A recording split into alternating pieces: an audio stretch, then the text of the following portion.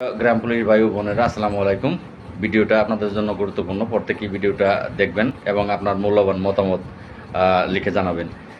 আপনারা সকলেই জানেন যে আমি জাতীয়করণের দাবি নিয়ে ঢাকা জাতীয় প্রেস ক্লাবের সামনে অবস্থান করতেছি। আজকে দ্বিতীয় দিন, কালকে তৃতীয় দিন, কিন্তু এখানে আপনারা কেউ আসতেছেন না।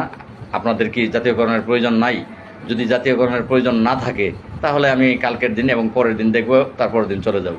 আমি এখানে সাংবাদিকদের বলেছিলাম যে জাতীয়করণের দাবি নিয়ে ততক্ষণ পর্যন্ত বসে থাকবো যতক্ষণ পর্যন্ত মাননীয় প্রধানমন্ত্রী 47,000 গ্রাম পুলিশের জাতীয়করণের দাবিটা সে মেনে না নেবে এবং তার মুখ থেকে না বলবে, ততক্ষণ পর্যন্ত আমরা বাংলাদেশের গ্রাম পুলিশ বাহিনীর সদস্যরা এখানে অবস্থান করব, যাব না।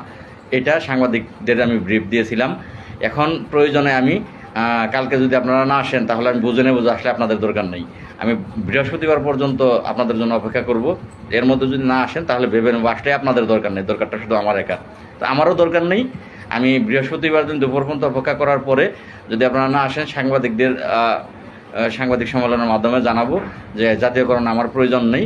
আমি যেই শান্তিপূর্ণ মানববন্ধন অবস্থানে ডাক দিয়েছিলাম তা আমি প্রত্যাহার করলাম, তুলে নিলাম। এই বলে আমি এখান থেকে চলে যাব।